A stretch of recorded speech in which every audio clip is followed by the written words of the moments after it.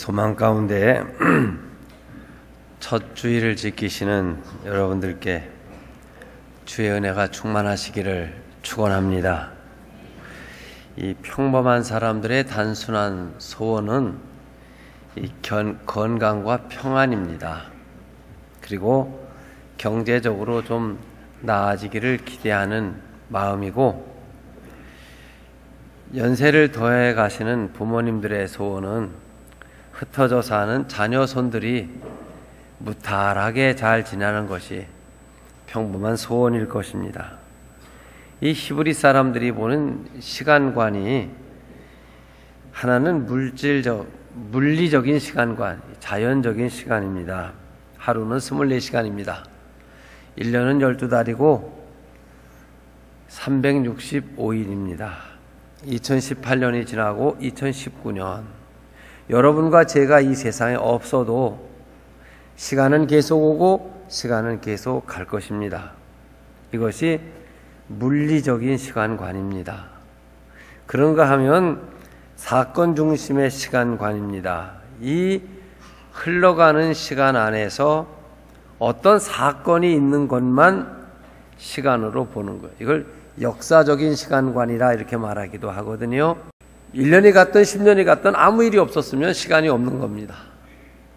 근데 그 시간 안에 한 정권이 세워지고 어떤 역사적인 사건이 생기고 내가 장가를 들고 시집을 가고 손자를 보고 세례를 받고 교회에서 권사가 되고 집사가 되고 장로가 되고, 이런 사건이 있는 일만 시간으로 보는 거예요.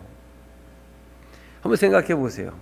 여기 식물인간이 되어 3년을 누워있는 분이 있습니다. 그분에게 있어 3년이 무슨 의미가 있겠습니까? 시간이 있는 것으로 보든 시간이 없는 것으로 보든 아무가 의미가 없는 것이죠. 여러분 맞이하신 이 새해가 의미 있고 역사적인 시간들로 채워지시기를 축원합니다. 이 사건이, 즉 역사적인 일이 잘 되는 일, 좋은 일, 기쁨으로 가득 찬 한 해가 되시기를 축원합니다. 오늘 새해 주일을 맞으면서 강을 건너자, 이런 말씀으로 새해 여러분을 축복합니다. 이 지역과 지역의 경계가 주로 강이나 큰 산맥으로 하지요. 한강을 중심으로 강남과 강북의 경계가 되고, 또 하남시와 구리시의 경계도 한강입니다. 왕숙천이라는 강, 개울을 통해서 남양주시와 구리시와 경계를 이루지요. 압록강을 중심으로 중국과 조선의 경계가, 두만강을 경계로 하여 러시아와 조선의 경계가, 이렇게 지역과 지역의 경계를 주로 큰 강이나 바다 아니면 산맥으로 정해 왔습니다.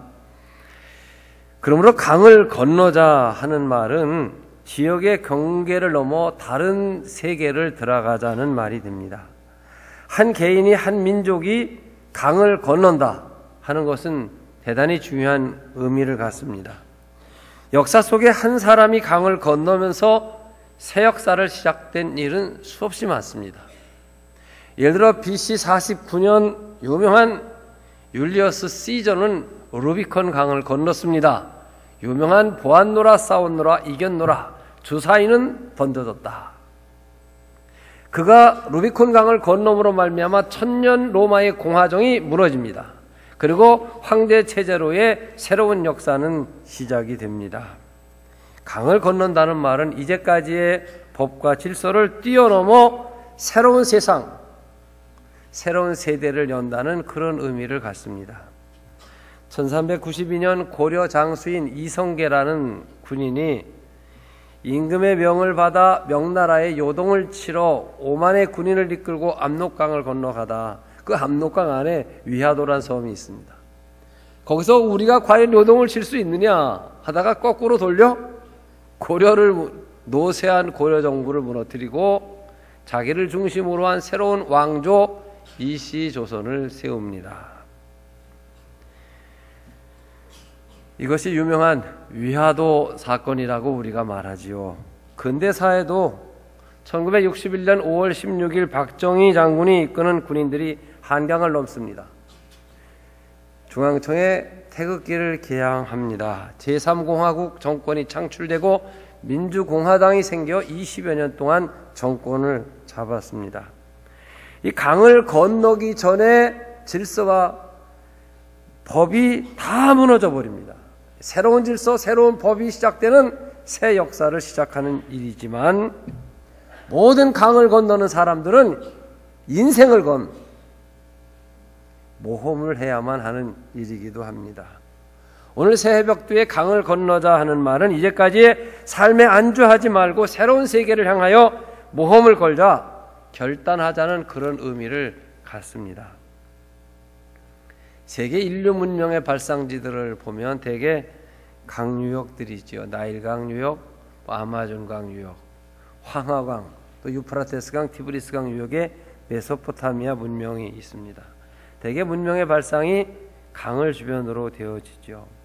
오늘날 21세기의 문명도 결국은 강 중심으로 발전되어 가고 있습니다. 2차 대전의 폐허 위에 나인강의 기적, 독일의 부흥을 말하죠. 6.25 사변 이후 이 폐허 속에 세운 코리아, 한강의 기적이라고 부르지 않습니까? 지금도 모든 지방의 도시들도 여러분 다 강을 끼고 있어요. 섬진강 유역의 무슨 도시, 영산강 유역의 무슨 도시에서 반드시 사람이 사는 데에는 강을 유역으로 하여 마을이 생기고 마을이 커지면 도시를 이루게 되어져 있습니다.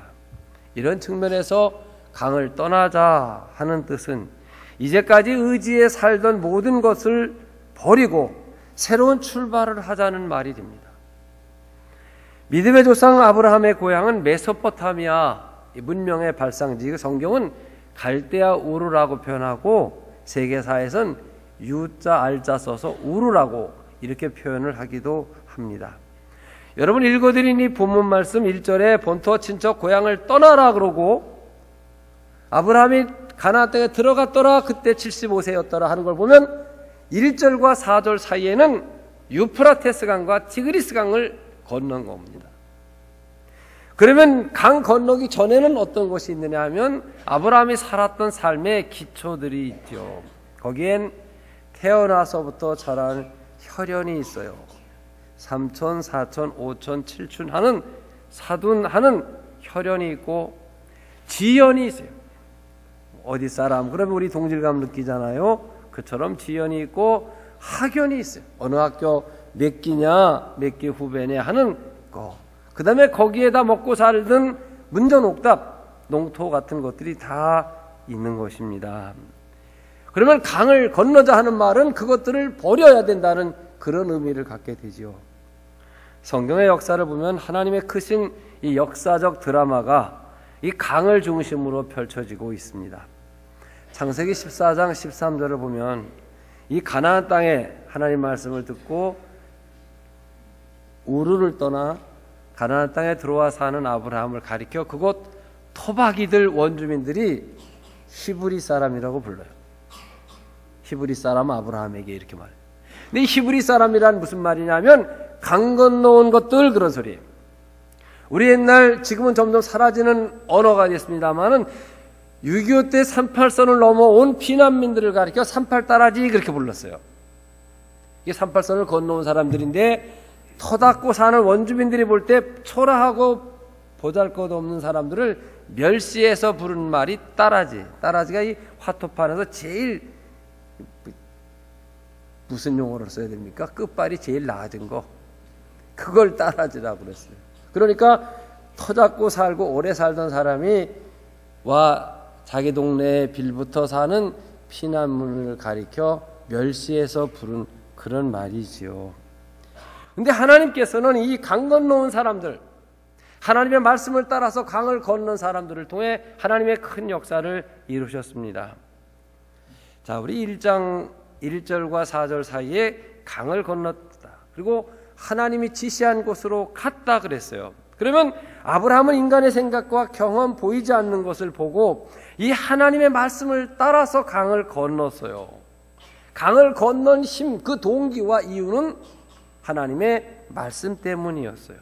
그 말씀을 따르기 위해서는 문전옥답이나 살아온 고향 산천, 그리고 혈연, 지연, 조상님들의 묘지가 있는 선영들, 모든 인간관계와 살던 집을 다 버려야 됩니다. 인간이 살아가는데 가장 풍요하고 좋은 강유역의 문명의 곳을 떠나 동물도 식물도 살 수 없는 사막 한가운데로 가라. 그리고 간 이유는 하나님의 말씀을 따라갔다고 성경은 말합니다. 이때 나이가 자그마치 75세였더라 하고 말합니다.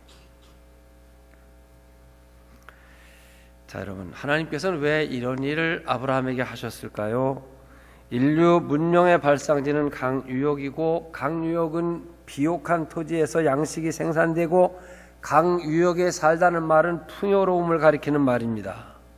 거기엔 비옥한 땅이 있고 물이 있고 지연, 하견, 혈연, 이런 인간의 살아가는 기초가 있는데 왜 그것을 다 버리고 단절하고 왜 황무지 사막 한가운데로 가게 하셨을까? 이것은 하나님의 말씀이 들려지는 곳, 하나님의 말씀을 들을 수 있게 하기 위하여 아브라함을 불러내신 것입니다. 여기엔 대단히 중요한 교훈이 있습니다. 여러분, 아브라함 시대를 지나 지금은 5,000년 전 얘기를 하고 있는지 모르는데 이 나일강 유역이나 유프라테스 강이나 티그리스 강 유역에 지금 가보면 지금도 5,000년처럼 신석기 시대로 삽니다. 정말이에요. 제가 30여 년 전에 이집트 애굽에 갔다가 피라미시니 스핑크스가 관심 있는 게 아니고 예수님이 피난 오셔서 살았던 곳이 어딘가. 마태복음을 보면 예수님이 탄생하셨다는 말 두고 동방박사 등장하고 헤롯이 듣고 동방박사들이 그냥 가자. 예루살렘 지경에 2살 이하의 모든 사내 아이들을 다 학살시키는 명령이 주어지고 천사의 도움을 받아 예수의 부모가 예수를 모시고 애굽으로 피난 갔어요. 나일강유역입니다. 그래서 역사 속에 가보면 예수 피난교회라는 교회가 있는데 저는 깜짝 놀랐어요. 2000년 전이나 지금이나 하나도 달라진 게 없습니다. 거기에 있는 사람들은 치부만 가리고 동굴 속에서 낮잠 자는 게 일입니다. 아무 때 일어나도 산에 과일이 넉넉하고 낚싯대만 던지면 큰 고기들을 아무 때나 잡을 수가 있습니다. 날이 따뜻하니까 의복 문화가 발전할 필요가 없죠. 또 날이 따뜻하니까 주택 문화가 발전할 필요가 없죠. 냉방도 필요 없고 난방도 필요 없는 거예요. 먹고 살 게 풍성하니까 농사질 필요도 없는 거예요. 문명을 발전시킬 이유가 하나도 없습니다. 중요한 것은 자연 그 자체를 신으로 숭배한다는 거예요. 온갖 원시적 우상이 가득 차 있습니다. 예수 탄생 이후 2000년 동안 그곳에 선교사를 계속 보냈는데 전혀 선교가 되질 않습니다. 왜 안 될까요? 풍요로움. 그 자체에 필요한 것이 없다고 생각하기 때문에 새로운 것을 받아들이질 않는 거예요. 하나님께서는 하나님의 말씀을 듣게 하기 위하여 하나님의 말씀을 들을 수 있는 환경으로 사람들을 불러내셔 바로 아브라함이 되게 하시고 이스라엘 되게 하시는 역사를 이루십니다.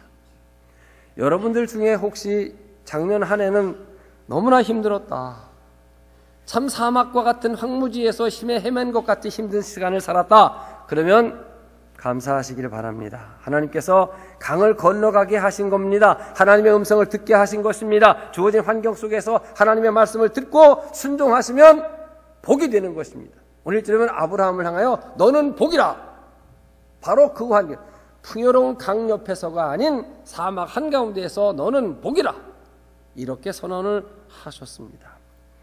여러분 모두가 아브라함처럼 강을 건너셔 이 복의 근원의 축복을 누리시는 여러분들이 되시기를 축원합니다. 두 번째는 아브라함의 손자 야곱이 강을 건넙니다. 야곱이 형 에서의 칼날을 피할 때 야반도주예요. 그야말로 혈혈단신 도망가는 거예요. 나중에 이 자수성가하여 억만장자가 된 야곱이 옛날 야반도주할 때를 추억하며 말하길, 내가 요단을 건널 때 달랑 지팡이 하나를 갖고 건넜는데 지금은 억만장자가 되었나이다, 이런 간증을 합니다만, 그래요. 야곱이 요단강을 건너서 간 곳이 사막 한가운데입니다. 새우잠을 잡니다. 하나님의 음성을 듣습니다. 하나님께서 나와 함께 하셔서 약속하신 말씀하신 걸 다 이루시면 내가 기름 부은 돌이 성전 되게 하고 평생을 내가 주님 앞에 11조를 드리겠습니다. 서원을 하기도 하고, 이제는 그 시간이 지나 금이 환향을 하는 때인데 들려오는 말이 형 에서가 400명의 군인을 이끌고 자기를 치기 위해 오고 있다는 겁니다. 형을 대하여 자신이 없는 게 야곱입니다. 나름대로는 축복의 언어를 믿고 얻으려고 했다고 하지만 동생으로서 형에게 할 짓이 아닌 못할 짓을 해 형의 얼굴을 볼 수가 없습니다. 그런데 그 형이 400명의 군대를 이끌고 지금 길을 막고 기다리고 있습니다. 한마디로 지난날 죄악의 문제가 야곱의 길을 가로막고 있습니다. 지난날 지은 죄가 받은 축복과 영광을 무너지게 하고 내 앞길에 장애물이 되어져 가고 있다는 것이죠. 이제 야곱이 건너야 될 이 야복강은 회개의 강입니다. 회개하고 건너가야 되는 강입니다. 여러분, 성결하지 않으면 이 강을 건널 수 없습니다. 어제의 죄악의 문제가 해결되지 않은 사람에게 새해는 의미가 없습니다. 죄악의 문제, 부조화의 문제는 인간적인 방법이나 물질 세상적 방법으로 해결되지 않습니다. 그리고 반드시 해결하지 않고는 받은 바 축복도 감당하지 못하며 내일에 누릴 영광도 받을 수가 없습니다. 하나님 앞에서 지은 죄, 세상 사람 살아오면서 사람들 사이에 맺힌 일들, 이 밤에, 이 새벽에 이 야복강을 건너기 전에 해결을 해야 합니다. 죄가 해결돼야 야곱이 이스라엘이 되고 고난의 밤이 지나고 하나님의 얼굴을 뵙는 분이엘의 아침을 맞습니다. 형님의 얼굴이 하나님의 얼굴처럼 보이고 칼 들고 대적하던 형이 동생아 내 뒤로 서라. 내가 너의 길 안내자가 되어주겠다. 이런 축복은 성결한 사람만 받을 수 있는 복입니다. 사랑하는 성도 여러분, 어제와 오늘이 아무리 아름답고 찬란하다 할지라도 내일이 없다면 모든 것이 의미가 없잖아요. 행복한 내일, 축복된 새해는 성결한 사람에게 주어지고 약속되어진 것입니다. 여러분도 오늘 야복강, 이 성령의 강을 건너셔야 합니다. 그래야 희망찬 새해를 성결한 사람들, 여러분에게 주는 새해로 맞이할 수 있는 거예요. 이 하나님께서 이스라엘과 약속하신 가나안 땅과 그 가나안 땅에 들어가 사는 조건은 성결이라는 것과 아주 중요합니다. 예를 들어 여호수아와 함께 요단을 건넜어요. 그리고 앞에 여리고성이 기다리고 있어요. 그런데 하나님께서는 여호수아에게 명령을 하셔요. 여호수아서 5장에 모든 남자들에게 할례를 행하라. 할례는 남자들의 생식기 포피를 벗기는 그런 수술입니다. 우리를 지금으로 말하면 세례를 받는다 그 말이에요. 설명이 복잡한데, 그들은 애굽을 나와 홍해를 건너고 가데스 바네아에서 나와 12명 정탐꾼 사건 때 부정적이고 불신앙적이어서 40년을 헤매다 홍해를 건넌 사람들은 다 죽고 광야에서 새로 태어난 사람입니다. 그러니까 옛날 사람은 여호수아와 갈렙밖에 없어요. 모든 남자는 여리고 싸움을 하기 전에 할례를 받으라. 할례를 받으면 꼼짝할 수 없는 거예요. 할례의 뜻은 죄를 씻으라, 하나님께 드려라는 말인데, 여러분이 받은 세례를 말하는 거예요. 세례는 죄 씻는 의식이에요. 죄를 씻지 않고 죄를 정리하지 않고는 가나안 땅에 들어갈 수 없다는 말입니다. 그리고 두 번째 명령이 이 떡 버티고 서 있는 여리고성, 40년 전 여기 와서 이 성을 우리가 무너뜨릴 수 있느냐 없느냐 그거 얘기하다 결국 불신앙에 빠져 40년을 되돌아갔고, 오늘 하나님의 명령이 법궤를 메고 제사장의 뒤를 따라 아침에 일어나 일찍이 한 바퀴씩 돌아. 제7일 되는 날은 7바퀴를 돌아라. 그리고 소리를 지르라. 그랬더니 뜻밖에도 난공불락에 역사 이래 한 번도 무너져 본 적이 없는 그 성이 와르르 무너져 그대로 함성을 지릅니다. 여러분 앞에 그런 장관이 펼쳐지면 어떻게 하겠습니까? 이스라엘을 한 것이 하나도 없습니다. 모든 것이 하나님의 역사입니다. 순종한 결과로 하나님이 그들에게 주신 선물이죠. 그런데 여러분, 두 번째가 문제예요. 아이성입니다. 여리고성 때처럼 정탐을 하고 보고를 받으니까 그까짓 아이성은 여리고에 비해 애덜성입니다. 그런 말이에요. 아이성. 그러니까 깊이 의논도 안 하고 3,000명 보내서 해결해라. 근데 여지없이 실패하고 많은 사상자를 내고 패전하고 말았습니다. 여호수아가 하나님 앞에 나가 가슴을 찢습니다. 옷을 찢습니다. 왜 우리를 요단을 건너 이곳에 와 패퇴하게 하여 이런 참담한 패전을 겪게 하십니까? 하나님께서 너희의 죄 때문이다. 너희가 언약을 어겼다, 도둑질을 했다, 속이고 횡령했다.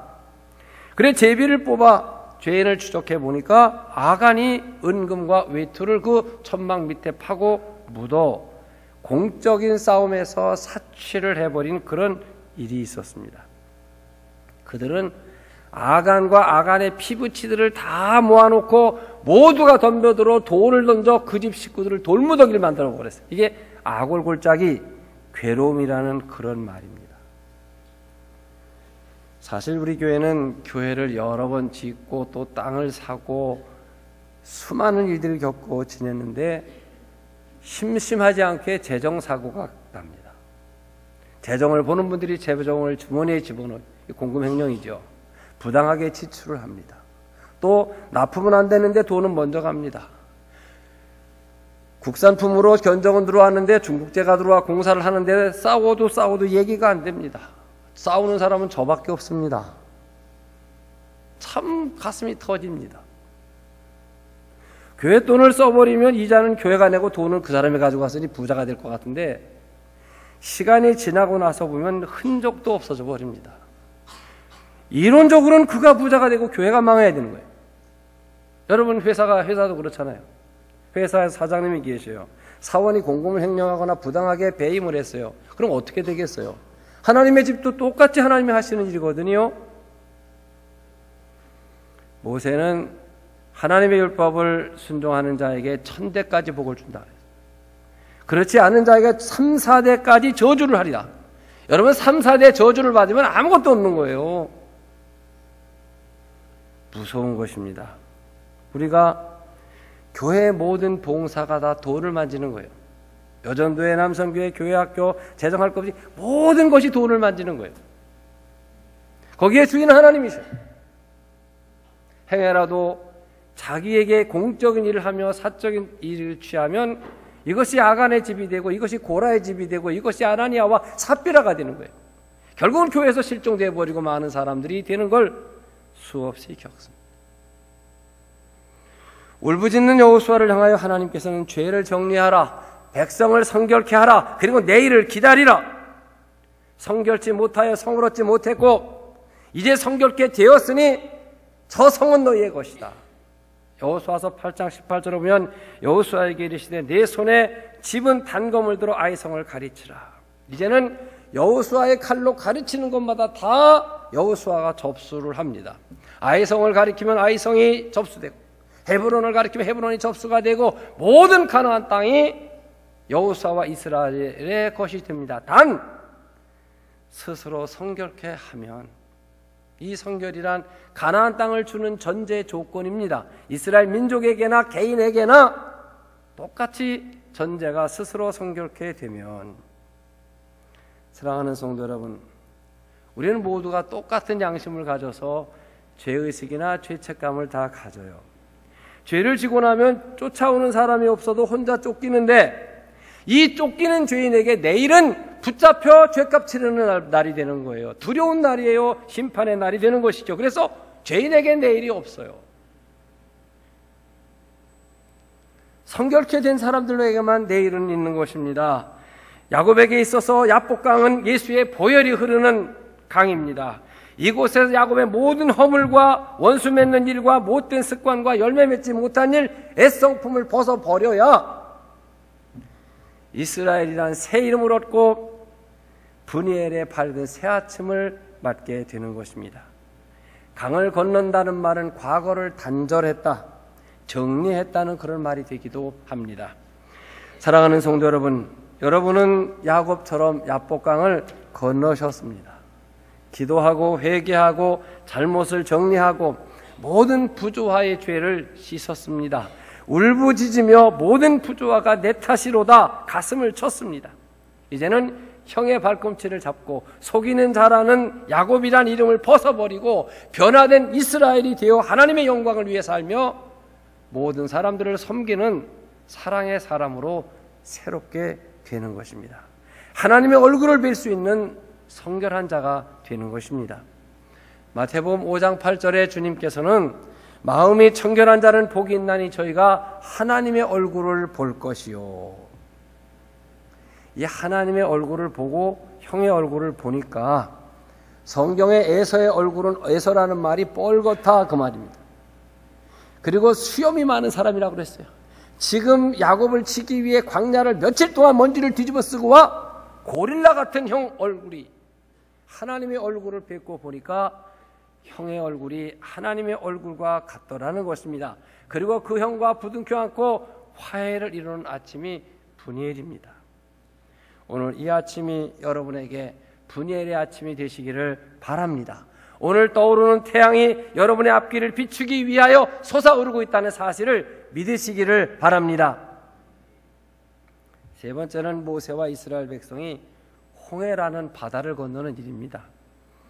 이스라엘이 홍해를 건넌 것은 애굽의 죄된 생활을 청산하고 하나님의 은혜로 구원을 받은 구원의 강을 건너는 것이죠. 애굽의 노예 생활을 청산하고 하나님의 은혜로 구원받은 구원의 강을 건넜습니다. 이것은 전적으로 하나님의 능력이며 하나님의 은혜로 되어지는 것이죠. 홍해를 건너기 전에 이스라엘 사람들은 희망이 없는 애굽의 종입니다. 떼약볕에 끄을러 시꺼먼 몸뚱이에 채찍 맞은 흉터를 갖고 죽도록 절망 속에 있는 노예입니다. 홍해를 건너고 나면 하나님의 언약을 받은 자유인이 됩니다. 가나안 땅의 주인공입니다. 하나님의 아들, 딸이 되는 것이죠. 놀라운 것입니다. 강을 건넌다는 말이.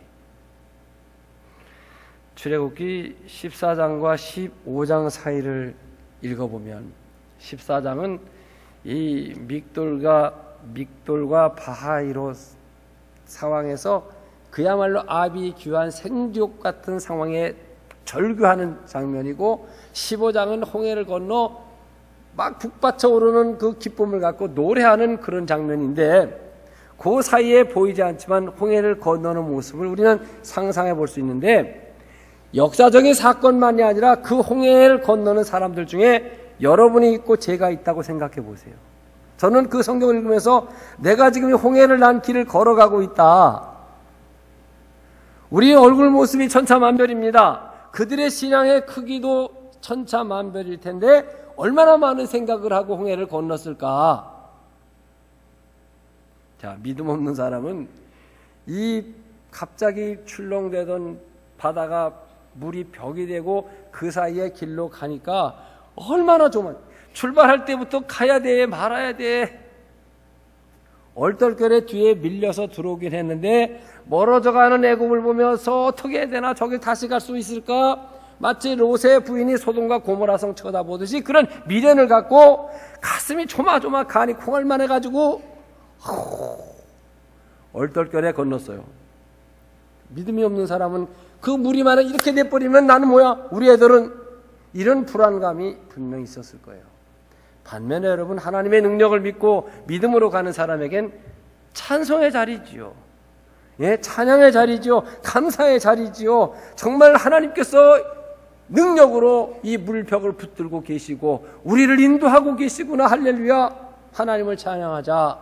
얼마나 기쁨에 환희에 찬 자리인가 생각해 보십시오. 우리가 지금 요단을 건너는 것도 아니고 홍해를 건너는 것도 아니지만 의미적으로는 시간이라는 속을 항해하는 거예요. 우리는 365, 2019년 한 해를 우리가 노젓고 항해를 한다고 할 때 주님께서 열어주시고 우리를 인도하고 계십니다. 불기둥도 보고 구름기둥도 볼 것입니다. 메추라기 만나 반석에서 생수가 솟아나는 것을 마시게 될 것입니다. 넉넉히 먹게 하실 것이고 넉넉히 입혀주실 것이고 남게 하실 겁니다. 두려워하지 마십시오. 하나님이 하십니다. 그러면 우리는 담대하게 이 시간을 항해 나갈 수 있을 것입니다. 놀라운 일이죠. 이 한 해 동안 얼마나 많은 기회가 우리에게 주어질 것이고 얼마나 많은 좋은 사건들이 많이 있을까. 이 설렘과 기대 속에, 왜? 하나님이 인도하시기 때문에 그런 마음을 갖고 우리가 나가는 것입니다. 이제 신약 성경으로 넘어오면 사도 바울이 예수의 복음을 들고 헬레스폰트 지중해를 건너갑니다. 그리고 헬라를 넘어가죠. 마케도니아의 첫 성인 빌립보에 도착해 강변에 있는 여러 여자들에게 전도를 하다 한 사람을 전도하여 거기에 빌립보 교회를 세워요. 이것이 유럽에 세워진 첫 번째 교회, 지중해를 건너온 사도 바울에 의해서 세워진 첫 번째 교회. 이 교회는 유대주의와 폐쇄주의, 집단 종교 이기주의를 벗어나 세계 선교를 위한 사명의 강을 건너온 사람에 의해서 세워진 거예요. 놀라운 일이에요. 75세 전후에 병약한 노인 한 사람이 강을 건넜습니다. 이 노인이 건넌 강은 사명의 강입니다. 그리고 이 강을 건넌 노인으로 인하여 유럽이 복음화가 됩니다. 얼마나 여러분 놀라운가 상상해 보시길 바랍니다. 안디옥 교회를 세우신 것은 하나님의 은혜예요. 안디옥 교회를 부흥해 주신 건 안디옥 교회의 축복이에요. 근데 안디옥 교회는 그 부흥에 안주하지 않고 세계 선교의 터를 갖고 사명의 강을 건너게 해요. 그래 세계를 선교하는 교회가 되게 했어요. 사랑하는 성도 여러분, 우리 미랄교회도 수많은 강을 넘고 넘어서 여기까지 왔어요. 저는 하나님의 특별한 은혜라고 생각을 해요. 이 강변에 세워진 이 리버사이드 처치예요. 제가 지난주 목요일날 임운동교회에서 저희 노예 할애식이 있었어요. 전노회네. 그 교회는요 1904년에 역사가 시작됐어요. 역사 시작된 기록이 1904년부터니까 그 앞에 세워진 교회예요. 과관련 선교사가 세운 교회더라고요. 내일 모레 우리는 광릉내교회에서 우리 장로님들과 함께 가서 신년 할애회를 하는데 그 교회는 1906년도에 세워진 교회예요. 그도 교회 기록이 6년도에 세워졌으니 그 앞에부터 누군가 예배를 드리다가 기록이 시작됐겠죠. 우리 노예에서 제일 오래된 교회는 저 마석 뒤에 있는 월산리에 있는 월산교회인데 이 교회는 1902년도에 세워진 교회예요. 이 교회들은 다 1919년 3.1운동 그때 다 태극기 만들어서 태극기 독립운동 하던 교회들이에요. 이거 엄청난 거예요, 교회가. 그때는 삼천리 방방곡곡의 국민의 기독교인 1%였어요, 1%. 그 1%가 독립운동을 하는 거예요. 어마어마한 사건이죠. 왜 하나님께서 우리 교회를 이 구리시, 서울, 남양주시, 하남시 그 중간 지역에 교회를 세우셨을까? 여기엔 하나님께서 큰 계획이 있다고 생각을 합니다. 믿어 의심하지 않습니다. 그래, 강을 건너고 또 건너서 우리는 이 사명의 강을 넘어야 합니다. 우리 교회만을 위한 교회가 아닙니다. 세계 교회를 위한 교회, 다른 교회를 위해서 세워지는 교회라고 우리는 믿어야 합니다. 이 사명은 자기 사랑의 이기주의를 벗어나고 하나님의 복음을 전 세계에 가게 하는 우리가 건너야 될 지중해와 같은 그런 강이 있는 것입니다. 사랑하는 성도 여러분, 2018년이란 세월의 강을 건너왔습니다. 또 이제 2019년 또 하나의 강을 건너 언덕에 서서 우리는 주님을 바라보고 있습니다. 각계각층에서 새해를 바라보는 모든 시각들은 그렇게 낙관적이지 못합니다. 언제나 강이나 바다에는 물결이 흉흉한 것입니다. 바람이 불게 되어져 있는 것입니다. 여기는 바람이 없어도 강가에 가면 바람이 시원하잖아요. 바다에 가면 바닷물이 가만히 있는 적 한 번도 없어요. 계속 출렁거리는 거예요. 그래서 영적으로 생각해 보세요. 강물의 격한 파도는 온갖 허영심과 탐심의 유혹, 자기 숭배와 교만 이루실 수 없는 생존 경쟁 틈새에서 우리가 살아가는 일들, 경제적인 공황과 실업과 도덕적인 음란과 우상 숭배와 성적 타락과 유혹, 우상 숭배와 게으름과 나태함, 안일함, 그냥 여기 주저앉고 있고 싶은, 안주하고 싶은 게으름, 이 모든 것들이 우리가 헤쳐나가야 될 대상들인 것이지요. 온갖 시험의 물결들이 안과 밖에서 우리 교회를, 우리 가정을, 우리 직장을 수없이 부딪혀오고 우리는 헤쳐나가야 할 것입니다. 그러므로 우리는 기도와 순종, 성결과 거룩, 오직 하나님의 말씀만 믿는, 오직 은총만 의지하는 믿음을 가질 때 우리는 2019년도 강을 건너 목표한 항구에 도착을 할 것입니다. 사랑하는 성도 여러분, 세계 역사를 볼 때, 한 국가의 역사를 볼 때, 한 개인의 생애를 볼 때 누구에게나 어느 민족에게나 다 강을 건널 수 있는 기회는 있었어요. 근데 사람들은 강 언덕에 서서 강을 건너야 되느냐 말아야 되느냐 망설이다가 기회는 흘러가 버리는 거예요. 시대는 바뀌어져 버려요. 새 시대는 새로운 믿음을 갖고 희망을 갖고 모험하고 도전하는 사람들에 의해서 만들어지는 것입니다. 세 번째는 하나님께서는 이 강을 건넌 사람들에게 세 가지 복을 주십니다. 먼저는 제단의 축복, 예배 생활의 축복입니다. 12장 8절을 보게 되면 아브라함이 그곳에 여호와를 위하여 단을 쌓고 말씀을 따라 강을 건너와 아브라함은 제단을 쌓는 일에 성공합니다. 여러분, 새해에도 제단 쌓는 일, 예배 드리는 일, 영적 생활이 잘 되는 것이 가장 기초적이고 근본적인 축복인 것을 아시기를 바랍니다. 이 예배 생활, 하나님을 만나 뵙고 하나님의 음성을 듣는 유일한 통로가 예배예요. 예배를 나오지 아니하고는 하나님을 믿는다고 할 수가 없는 것이죠. 아브라함을 왜 강을 건너게 하셨죠? 예배드리게 하기 위해. 이스라엘 민족을 왜 애굽을 나와 홍해를 건너게 하셨지요? 광야에서 예배드리게 하기 위하여. 왜 바울은 헬레스폰트 지중해를 건넜지요? 유럽의 모든 사람들이 하나님께 예배드리게 하기 위하여. 그러면 새해 우리의 계획은 무엇이겠어요? 우리의 자녀손들 예배드리는 사람들을 만들기 위하여 새해 가장 관심 가져야 될 일이 여기에 있어요. 두 번째는 장막의 축복입니다. 본문이야 8절을 보게 되면 거기서 베델 동편 산으로 옮겨 장막을 치니, 장막은 가정생활을 가리키는 거예요. 아브라함과 그의 아내가 사랑하며 잘 살았더라. 이거 여러분 복 중에 복이에요. 여러분 부부가 사랑하며 사는 거고 큰 복이에요. 예, 조카 롯과 그의 아내가 잘 살더라. 그 종들이 잘 살더라. 가축의 떼들이 번성하더라. 장막을 치더라. 이거 우리의 삶의 기본이고 필수예요. 하나님께서는 아브라함에게 단란한 가족의 안식처의 복을 주셨어요. 이건 모든 사람이 이 복을 받지 않고는 다른 복을 누릴 수가 없는 것이에요. 이 장막 안에서 아브라함과 그의 부인 사라가 즐거운 생활을 합니다. 여기서 이삭을 낳고 웃음의 꽃이 핍니다. 아브라함이 아브라함으로 이름이 바뀌고 사라가 사라로 이름이 바뀌고 그들의 신분이 임금이 되고 왕비가 됩니다. 세상의 복의 근원, 머리가 되는 복을 받습니다. 이것이 하나님의 말씀에 순종하여 얻어지는 복입니다. 강을 건넌 사람들에게 주어지는 보상입니다. 여러분, 힘들고 가난하다고 다투지 마십시오. 자녀들 너무 나무래지 마세요. 가장 귀한 것은 가족입니다. 가정이 평화롭고 가족이 하나 돼야 다른 복을 누릴 수 있어요. 다른 외적 어떤 행복의 조건을 갖는다 하더라도 장막, 가족이 화기애애하지 않으면 어떤 것도 누릴 수가 없는 것이죠. 세 번째, 물질의 축복입니다. 7절에 여호와께서 아브라함에게 나타나 가라사대 이 땅을 내 자손에게 주신 이 땅. 저는 땅 얘기만 하면 가슴이 부풀러요.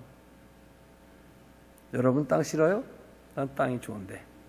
새 땅을 주신대잖아요. 그리고 그 땅의 주인공이 되게 하신대잖아요. 그 땅 위에 땅 위에 아래 하나님께서는 우상 숭배와 죄악의 강을 건너온 아브라함에게 이 땅을, 새 땅을, 젖과 꿀이 흐르는 땅을 기업이 되게 하겠다고 하십니다. 다 힘들 것이다, 어려울 것이다, 경제적으로도 힘들 것이다 그런 말을 합니다만 제단을 쌓고 장막의 복을 누리며 하나님께서 축복을 준비하여 주시는 사람들에게 막을 수가 없어요. 여러분, 온 애굽의 어둠의 재앙으로 분별을 못해 사물을. 그러나 이스라엘이 있는 고센 땅에는 고기만 스포트라이트처럼 빛이 비쳐 광명하였더라 라고 말합니다. 어둠의 세상을 삽니다. 하나님께서 우리 갈 길을 비춰주신다고 하지 않습니까? 그래, 오늘 2018년에 강을 건너오신 여러분들에게 우리 하나님께서 땅을 주신다, 재물을 주신다, 이런 복을 확신하시기를 축원합니다. 말씀을 정리하겠습니다. 야곱은 강을 건너며 형과 평화했습니다. 이스라엘은 홍해를 건너며 애굽의 노예 신분을 벗어 던지고 기적이 쏟아지는 광야의 복을 누렸습니다. 가나안의 약속을 향해 전진해 나갑니다. 여호수아가 요단을 건넜을 때 아브라함과 약속한, 모세에게 약속한 젖과 꿀이 흐르는 땅을 드디어 밟는 축복을 경험합니다. 바울이 헬레스폰트 지중해를 건너며 세계 복음화의 염원이 이루어집니다. 사랑하는 성도 여러분, 강을 건너는 사람들은 모험과 꿈의 사람들입니다. 나이와 상관이 없습니다. 담대한 사람들이요, 믿음의 사람들입니다. 아메리카 대륙을 발견하겠다고 출발하는 콜럼버스를 보며 사람들은 다 죽으러 간다고 그랬어요. 리빙스톤이 아프리카 대륙을 횡단한다고 할 때 미쳤다고 다 했어요. 메이플라워를 타고 102명이 청교도들이 영국을 출발할 때 저들은 사지로 가는 것이다 그랬어요. 오늘의 미국이 그들의 손에 의해서 건설이 되었어요. 다 오해받고 욕먹고 미친 사람 소리 들었던 사람들인데 위대한 역사의 주인공들이 되는 것입니다. 저는 목회를 하면서 수없는 강을 건넜고 또 강을 건널 것이라고 생각을 하며 반드시 강을 건너야 하나님께서 준비한 여호와 이레에 도달한다고 믿고 있는 사람들입니다. 여러분, 신앙의 선진들이 다 그랬어요. 아브라함이 지금 고향 친척 다 버리고 출발할 때 75살이었어요. 그들을 보며 그 동네 사람들은 뭐라고 했겠어요?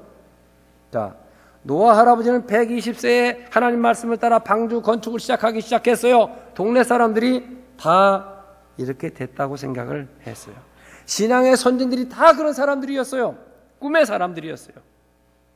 예수 믿는 사람들은 우리의 지식이나 경험으로 사는 것이 아니라 말씀 속의 약속이 이루어진다고 믿고 사는 사람들. 안 믿는 사람들이 보면 예수쟁이들이 참 돈 사람들인 거예요. 그런데 믿는 사람들에게 75세의 아브라함을 통하여 나라가 세워지지 않습니까? 얼마나 엄청난 일인가 생각해 보세요. 오늘 교회를 생전 처음 오신 분이 계시다면 그분은 아브라함 같으시 큰 강을 건너오신 분입니다. 쉽지 않습니다. 교회 처음 오는 거 정말 기적입니다. 놀라운 일이죠. 미랄교회 성도 여러분, 우리는 함께 2019년 돛을 달고 항해를 출발했습니다. 올해도 우리가 가는 이 시간 속에는 풍랑도 있고 물결도 있을 것입니다.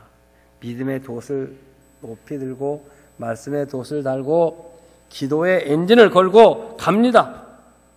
그러면 돛이 잘 방향만 조절하면 바람이 불수록 강하면 강할수록 목적지에 빨리 가는 거예요. 역설로 믿음 안에서 하나님의 역사는 우리에게 이루어질 것입니다. 여러분, 2019년 첫 주 출발합니다. 한 해 동안 이 경주에서 승리하시는 여러분들이 되시기를 축원합니다. 기도하겠습니다. 사랑하시는 주님, 75세의 아브라함에게 평생을 살았던 메소포타미아 문명의 발상지를 떠나라 하십니다. 그곳엔 혈연이 있고 지연이 있고 학연이 있고 문전옥답이 있고 고향 산천 그리고 모든 것이 다 있는 곳인데 떠나라. 그리고 도착한 곳은 사막 한가운데입니다. 하나님 음성을 듣게 하기 위하여 들을 수 있는 곳으로 옮겼고 그것을 하기 위해 아브라함은 강을 건넜습니다.